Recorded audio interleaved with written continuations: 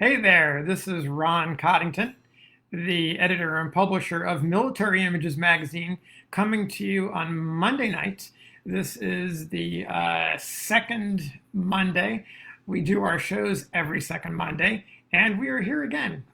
Despite the hot and humid weather that is plaguing most of the country, we are here in the relatively cool climate of the offices of Military Images magazine, and very, very happy to have all of you coming on tonight. I can see Kyle is here.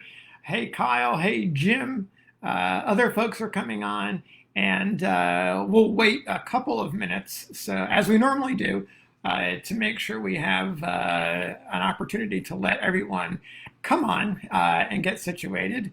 My mother is here, so technically we could get started, but I'll wait a while longer. And while we're waiting, you may be curious why the number 100,000 is the first item up for discussion tonight. And it's a bit of a milestone, in fact. Our Facebook page, Military Images, has crossed the threshold of 100,000 likes. And I have to tell you, I'm not really a numbers person as far as looking at totals, but I have to pause here to say, wow, 100,000. That's a lot, and that's a big, big, big thank you to all of you who have been following our Facebook page since I took over as editor and publisher in 2014. And as I have said oftentimes, that Military Images goes where the conversations are. We go where the discussions are. And we don't really play the numbers game, but in this case, that's a lot. So I want to put a big round of applause out and a tip of the cap to everyone for making that possible. Now, I'll boast just a little bit is of all the Civil War publications, Military Images is number one in terms of the number of followers on Facebook. So again, thank you. The content that we put out there for you guys, the stories, the images, Military Images Live is all part of that. So big, big, big thank you. And one of the newest members of the Military Images Facebook family is Sutler's Row. I announced that 2 weeks ago, and since then we have been posting daily to Military Images Sutler Row, which you can go onto Facebook and find it. If you don't belong, you can check it out. It is a group. We'll approve you, and you can take a peek at some of the great items, some of the great images that are part of the sales inventory of all of our dealers. We have a number of great advertisers. I'm proud to say some of the best and most fine, reputable dealers in the country who advertise in Military Images. And now, every day, you can visit Military Images, Sutler's Row, and see some of the great items that they have to offer. So check it out. Oh, and if you need more, here's a picture of what that page looks like. So go visit and see what you think. Let me know. Also, I want to mention our friends over at Civil War Digital Digest. That's Will Griffin and his crew over there making some great documentaries and doing their digital digest. Their next show is going to be this Wednesday evening. I believe it's at 8 p.m. You can visit them on Facebook and on YouTube. Their next episode is about the wide awakes. So get some education, get some information, go over to Civil War Digital Digest and check those guys out. Now, let's start tonight with a story that has an interesting photographic collection or connection. This story is called The Fatal Forlorn Hope, and I want to take you back to May 21st, 1863, We're going to go to Louisiana. We're going to go to just outside of Baton Rouge, and we're going to meet General Christopher C. Auger, who is leading the command, who at Plains Store is fighting back Confederates and, in fact, closing the last remaining road to Port Hudson. So it's a big, important battle for the fate of Port Hudson. Mr. Auger does not want to stay here. He apparently wants to leave, but we're going to force him to stay a little bit longer. So Auger is in command that day, and the force, as I mentioned, is victorious. They're able to shut down the route to Port Hudson, depriving the Confederates. One of the regiments that fights that day is the 48th Massachusetts Infantry. It's their first time out, and they have a bit of a tough time of it. In fact, one of Auger's aides leads the regiment to the wrong position, and they have a hard time. Lieutenant Colonel commanding the 48th that day is James F. O'Brien, and this is Lieutenant Colonel O'Brien here. Auger, after the battle, and Auger is a West Pointer, he's working with volunteer officers who, in most cases, don't have a lot of experience. And he's trying to give them some education. Auger takes responsibility for sending the 48th Mass to the wrong spot. At the same time, he talks to Lieutenant Colonel O'Brien and says, hey, you called the guys back, and in fact, you could have actually advanced a little bit more. In fact, one of the men in his regiment, in O'Brien's regiment, Eben Stanwood, did not hear Lieutenant O'Brien in the confusion when Lieutenant Colonel O'Brien gave the command to pull back in that part of the battle. Eben Stanwood, one of his captains, did not hear O'Brien say that. O'Brien pulled back. Eben Stanwood, Harvard graduate, moved forward and secured a position. And Auger basically says, hey, Stanwood, good job. He gives O'Brien a little bit of a hard time and says, next time you can push a little bit further. In fact, Auger probably has something in mind for a few days later. There's going to be a larger attack against Port Hudson. And O'Brien, as you're going to see, plays a role in that attack. So on May 21st, we have this little affair going on outside of Baton Rouge. Now, you have to know a little bit about O'Brien to appreciate where he's coming from. O'Brien is he's a native of County Tipperary in Ireland. He's a survivor, if you will, of the potato famine, comes over in the late 1840s. And his travels take him to Massachusetts, to Charlestown, which at that time is a hotbed of anti-Catholic and anti-Irish sentiment. Well, here you have an Irish Catholic who's coming over. So he's coming out of England, where he's had a tough time, and then he comes into the situation in Massachusetts. So over the course of a few years, he gains the respect and the trust of the Irish Catholic population. And by late 50s, 1860, he wins a seat on the Charleston Common Council, which is a pretty big deal in a city and a town where they've had so much negativity towards the Irish Catholic population. Here is this man who now has a seat on the council. So that's where he is when the war begins. And he his goal is to put together an Irish regiment. Doesn't quite get enough guys. They wind up forming the 48th with a bulk of Irish soldiers and wind up going down to Louisiana. That battle on the 21st of May, as I mentioned, is their first exposure. It's O'Brien's first exposure. And although he was a little bit chastised, he definitely is wanting to prove himself.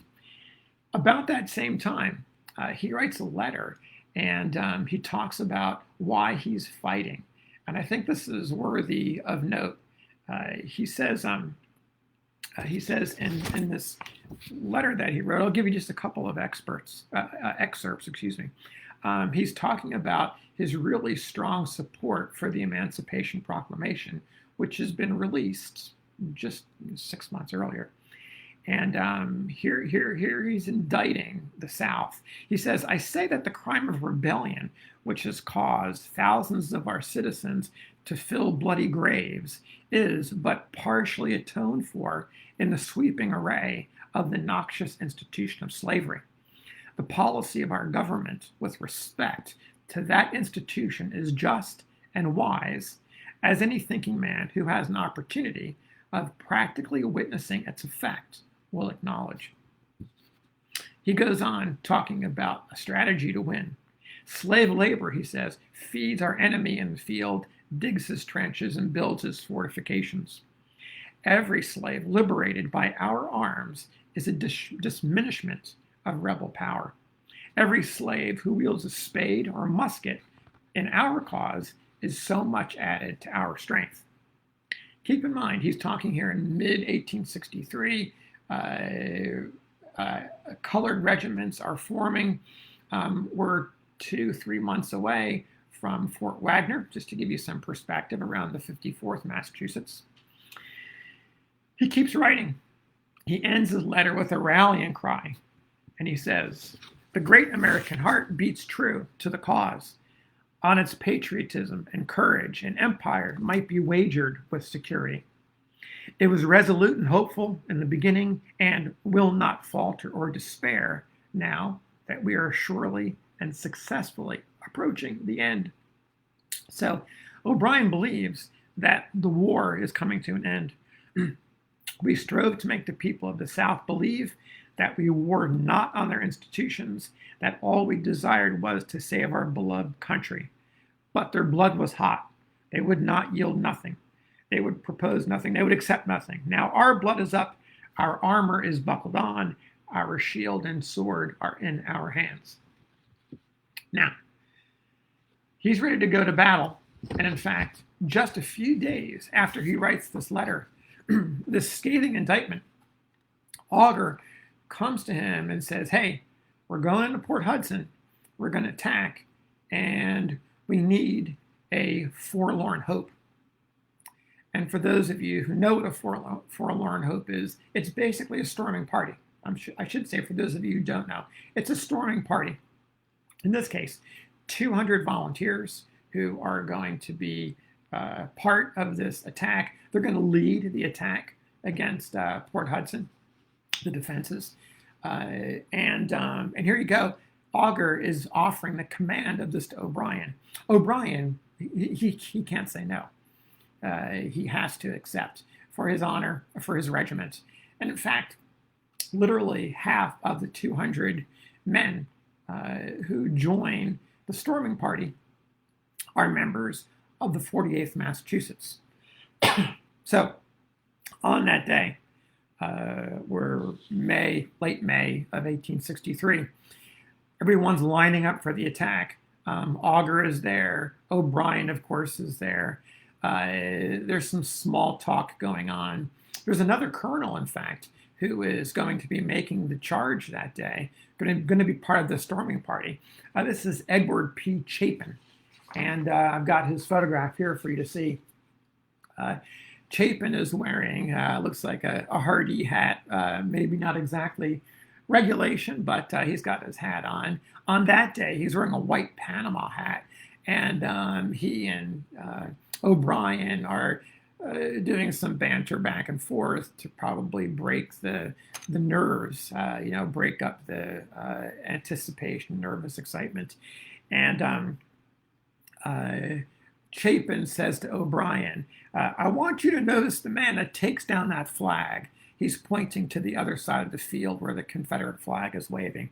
He says, I want you to see who takes down that flag and give me his name. O'Brien smiles. They're in full banter at this point.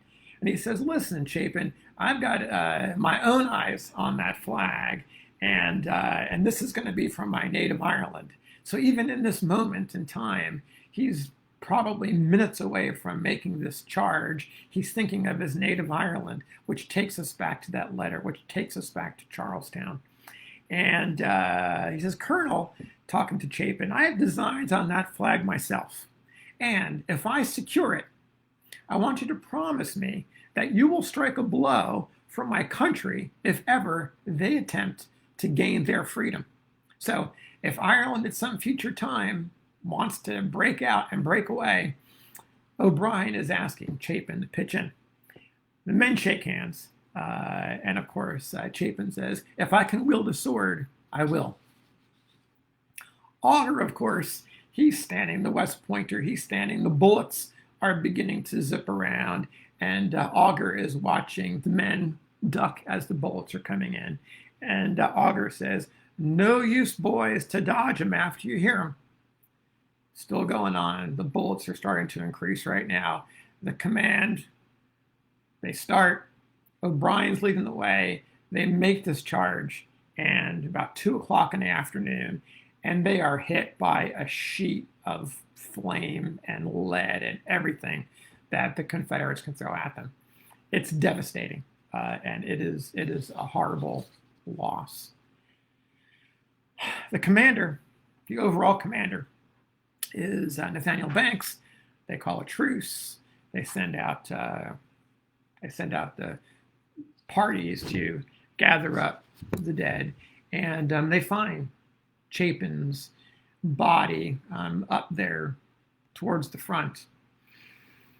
Sharpshooter bullet caught him in the cheek, underneath the eye. Bullet went entirely through his head, penetrated his brain. He was not going to fight another day. He was not going to help out O'Brien if Ireland decided to strike its blow for freedom. Also, further up at the very edge of the furthest point where the storming party, where that forlorn hope advanced, was O'Brien's body. And they retrieved that and brought it back. And as they began to open his clothing, they found that, in fact, he had buckled on his armor that day. He was wearing a bulletproof vest. I don't know if this was the exact model, but if you were a reader of Harper's Weekly magazine, you would have seen these offered for sale. And as the story goes, as they opened his clothes, they found that the bullet that killed him went through the vest and through his heart, through his entire body. And as they were removing his clothing, the bullet fell out of the back of his shirt and his armor. So that was the end of O'Brien, and the end, with his end, came the loss to the regiment. For Eben Stanwood, the man who was at Plain Store and meant a promotion, he became the new lieutenant colonel. O'Brien's body was taken back to Charlestown. It took over a year to get the body back due to a bunch of circumstances. And this building becomes important. This is the town hall, town council, where he met when he was part of that town council. And due to the overexposure, it's kind of hard to see the cupola up top here, but it's a relatively plain-looking colonial building. This is a post-war cabinet card right about the time that the building was going to be torn down, which is around about 1868, late 1860s, in favor of a new hall. So when I first wrote about O'Brien's story, it was 2000, And some years after that, around 2007, 2008, I was contacted by Reggie Van Dryest. And together we wrote a version of the story that is based on not this building, but what was inside the building. It was a image of his O'Brien's body lying in state. And we wrote the story based on a copy of a photo that we thought might have been some sort of post-war cabinet card copy. We couldn't really tell quite what we had. But very recently, in the last couple months, that original image, which is a carte de visite, and here is the actual, here's a print from the actual carte de visite. So this is important because of the many times that you've read about soldiers' bodies being lying in state. You very rarely see images depicting the events. Well, here you have one, and it is absolutely filled with the symbols that are important to O'Brien, that were important to Massachusetts, that were important to Charlestown, that were important to the Union. And so what we see here is this view inside the town hall. And in the center, you're seeing this image here. This is a banner across the top that says "Body of Lieutenant Colonel James O'Brien, lying in state." Just comes right out and says it. And you can see all the bunting that's around it. If we come in a little bit closer on that, you'll see a monument of sorts up top. I can't quite tell if it is memorial stone or if it is a piece of wood that has been painted. I'm not exactly sure, but you can see there's a wreath, this American flag in memory of the departed, that's engraved right on top. Take a closer look, and here is an image. It looks like an albumin photograph that is in an oval frame. I can only imagine that this is O'Brien himself about the time that he became a member of the council. The photograph is clear enough to see that he had an Abe Lincoln style beard. There's no mustache. On either side of the photograph are candles, and the candles are actually burning. So we're looking at around April 4th of 1864, which is when the body was laying in state. So it's a pretty decent bet that we can date this image to April 4th of 1864. Underneath that, we can see the catafalque, and here is his casket sitting on top of it. What is difficult for me to make out is what's going on top here. There might be some sort of a cap, some sort of clothing. I want to see a sword and a cap, but it's difficult to make out. It might just be a flag that is on top of his casket. On either side of the casket, on the left side, is the harp of Ireland, and it tells you right here, the fatal forlorn hope. On the other side is "We lament his loss." This is the people. This is the Irish Catholic community for whom he fought, for whom he did battle in the government to secure their freedoms. Here is their tribute. Then, on either side, in the background, you have the great orator of America, one of the great orators, one of the great senators, Daniel Webster, politician, statesman. On the other side, one of the great military men, here's Andrew Jackson posing with his horse. So there you have the story of James F. O'Brien of the 48th Massachusetts Infantry, connected to a very unique photograph that, thanks to Reggie O'Brien, to Reggie Van Dryest for finding it about, 12 years ago now, finding a copy of that photograph. I believe it was in the New England Historical Society. And flash forward to 12 years later, where we're able to actually see the original photograph. So with that, we'll take a little trip down the research rabbit hole. And let's start there. This episode is When Yellow Isn't Yellow. This starts with a couple of photographs that recently came into my possession. These are cartes de visite of two zouaves. See them right here. And they have got, they look like straight on, very authentic zouaves. You're also going to notice, interestingly, the border of these cartes de visite are sort of a gray-blue color, and that's interesting in itself. This idea of a very thick color border, you see rarely. It does exist in period Civil War cartes de visite, but it is unusual. The examples that I've seen are typically gold, and a couple of instances I've seen red. This is the first gray-blue color that I've seen.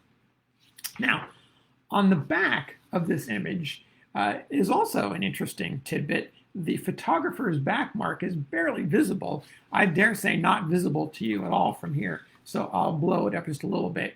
And you can see it's Newell of Arch Street in Philadelphia. Now, these pair of images were identified to the 74th New York Infantry, part of the Excelsior Brigade. And the first thing I thought was, gosh, I need to find out a little bit more about these guys in the 74th and how they tie to Philadelphia. So I went and I thought, gosh, this is a great time for me to try out my new book, Dan Miller's American Zouaves, and it did not disappoint. He's got a great entry on the 74th, on the Excelsior Brigade, and gave me tons of information. So I highly recommend the book for that reason. Now, among the things I learned in looking at it was that the Philadelphia connection really got me interested, because I thought, why were they in Philadelphia? And Dan's book told me why. He explained to me through the book that these guys were companies that were originally formed out in Pittsburgh, where they were known as the Pittsburgh Zouaves, the Allegheny Zouaves, or Company B of the United States Zouave Cadets.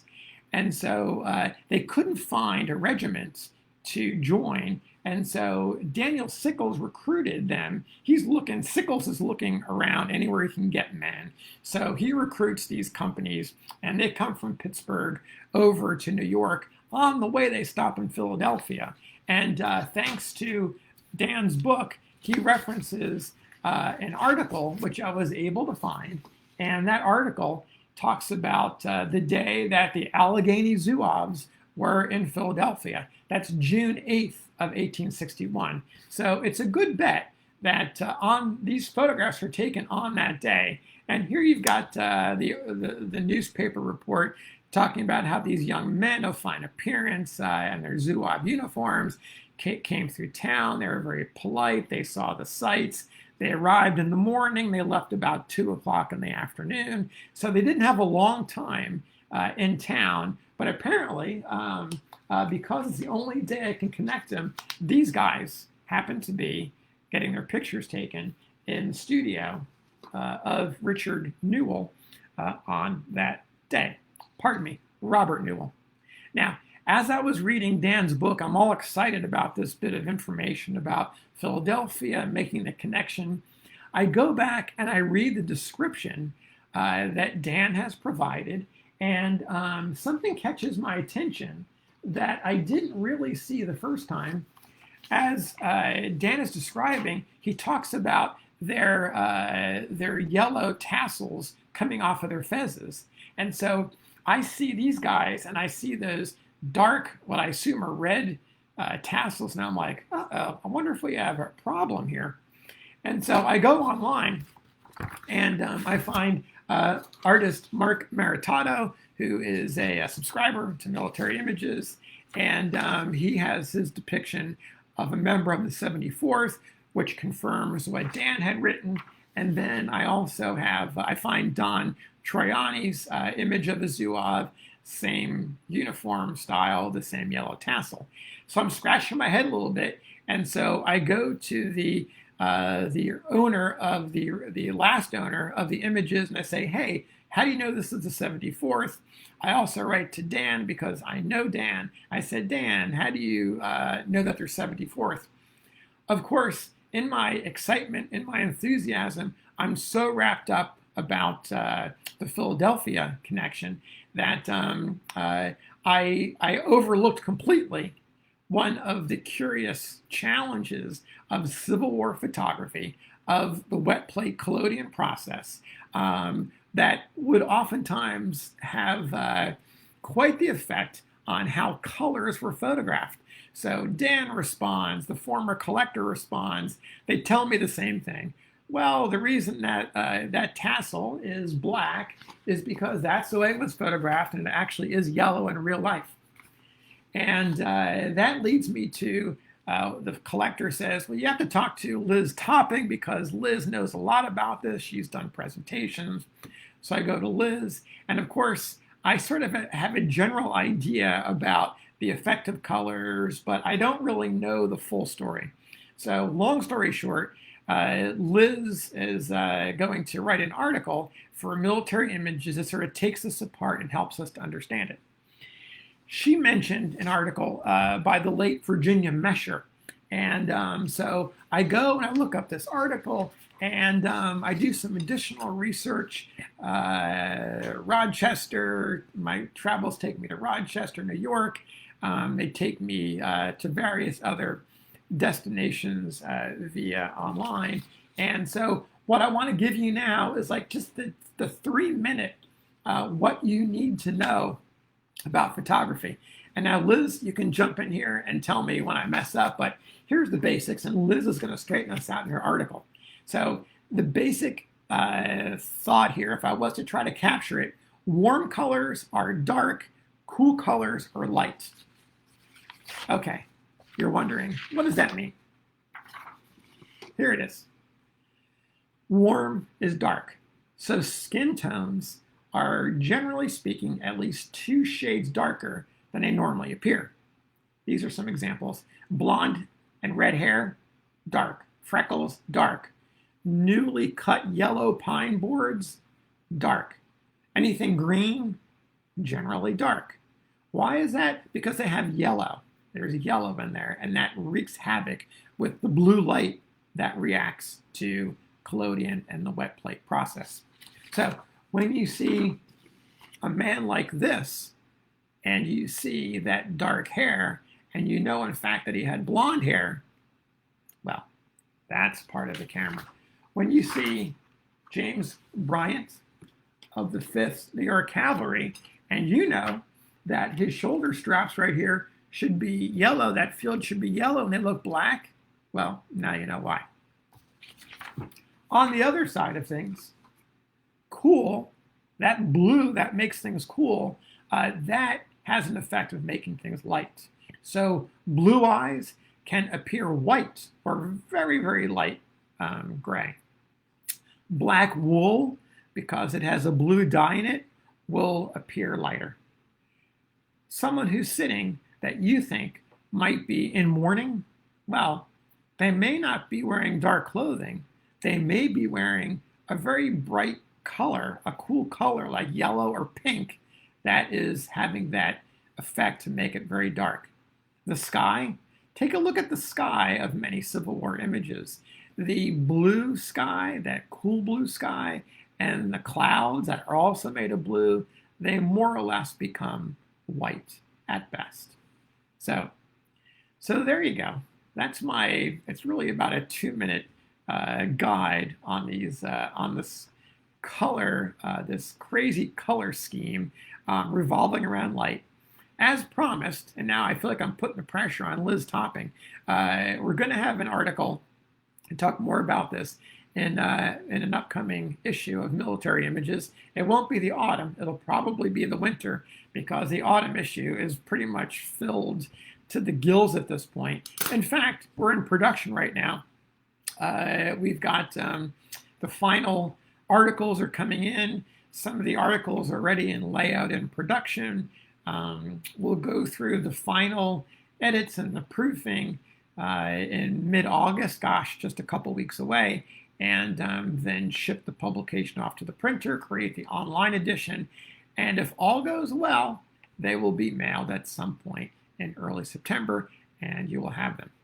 So if you don't subscribe and you want to, you're thinking about it, go to shopmilitaryimages.com, and when you're prompted for the discount code, type in photo collector and you'll save half off. Now that deal is only good for a new subscriber. That's an introductory rate. So make it happen today. We'd love your support. We'd really appreciate it. Thank you so much for tuning in this evening. We'll be back in a couple of weeks with a new episode, new material. And until then, I want to wish all of you a safe and happy and great evening and the rest of the week. And we'll see you here in a couple of weeks. Take care.